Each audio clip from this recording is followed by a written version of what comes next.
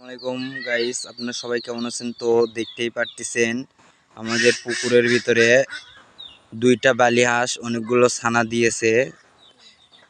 তো এই যে দেখেন, অনেক দূরে আছে তো দেখানো যাচ্ছে না, তো হালকা করে দেখতে পারতেছেন। ওই যে দেখেন, আর একটা আমাকে দেখে উপর দিয়ে উড়ে চলে গেল।